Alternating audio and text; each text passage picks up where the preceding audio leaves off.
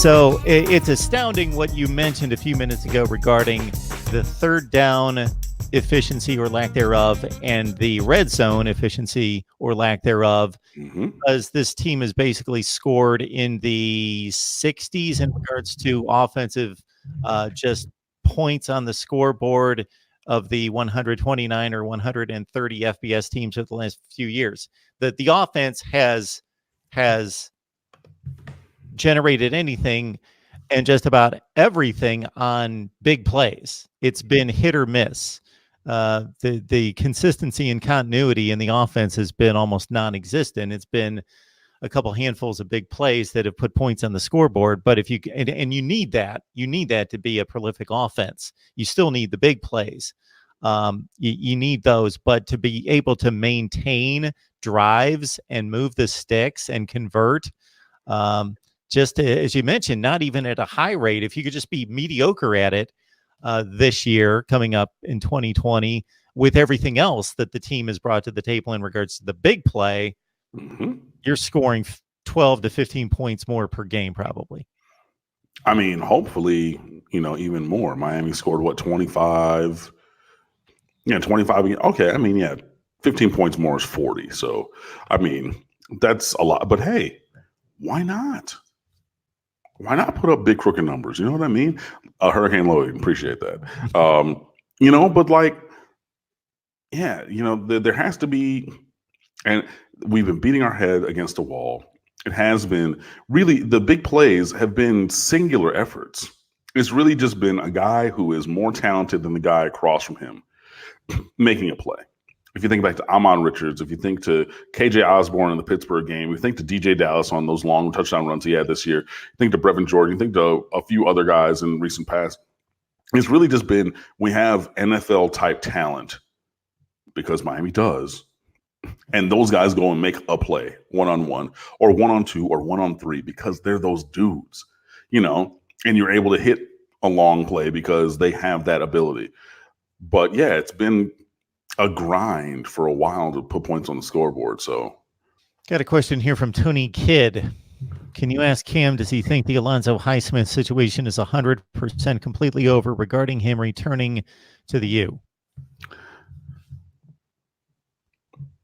I say yes until it's not. I trust people at their word. Alonzo Highsmith told Barry Jackson from the Miami Herald that he was not going to take a job at Miami, or the window for him taking a position in the athletic department had closed, and that was not going to happen. Then it was multiply reported by Kane Sport, also Barry Jackson of the Miami Herald today, that Alonzo Highsmith had a meeting with Blake James, the athletic director, today. That's as far as it goes, that they did meet, and it's been confirmed. But I mean, at this point, I trust Alonzo at his word that the window is closed. And, the thing is,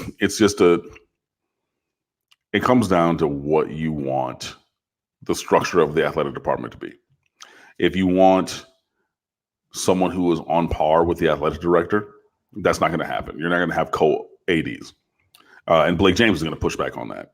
If you wanted to have the chief of staff be an assistant AD, there's a person who works in the athletic department who people have been bashing for a long time. I'm not going to put their name out there, but as an administrator over football or something like that, that's an option. Like I said, somebody does have that job. So are you creating another job at that senior AD or associate AD level, and then moving that person's responsibility off of football, or moving that responsibility from that person and leaving the other responsibilities with that person? I don't know.